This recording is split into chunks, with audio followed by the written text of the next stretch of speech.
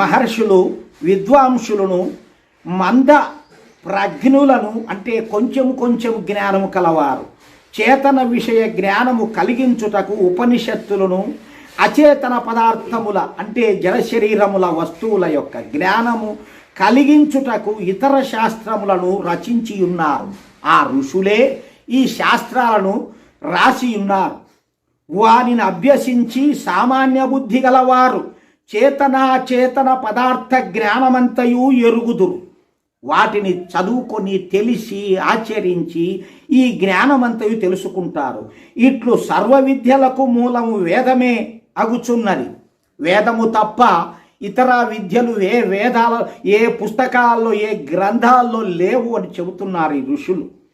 మనుషులు వేద విద్యను అభ్యసించి జీవితమున అనుష్ఠింపదగిన ధర్మ కృత్యములను ఆచరించి క్రమముగా నిర్వేదమునంది అంటే ఇంకా వేదాలతో పని లేదు, ఆ జ్ఞానమంతా నేర్చుకున్నాము అనే పరమ వైరాగ్యము గలవారై బ్రహ్మతత్వమును పొంది శాశ్వత సుఖమును పడుదురు. అంటే ఈ వేదాల జ్ఞానమంతయు క్షుణ్ణంగా తెలుసుకొని ఆ కర్మలు చేస్తూ ఆ పనుల విధానంలో జీవిస్తూ ఇంకా వేదాలతో పని లేదు, మనకు దేవుడే కావాలి, ఆ బ్రహ్మతత్వాన్ని చేరాలి, మోక్షమునే చేరాలి, మనకు అదే ఇంకా మన యొక్క గమ్యస్థానము అని తెలుసుకోవాలి, శాశ్వత సుఖమును బడయుదురు. ఇట్లు సర్వ పదార్థములకు మూల కారణమగు పరమతత్వము నెరుంగుటకు వేద విద్యలు వాని మూలమున ఏర్పడు పరమ వైరాగ్యాదులు సాధనములగుచున్నవి.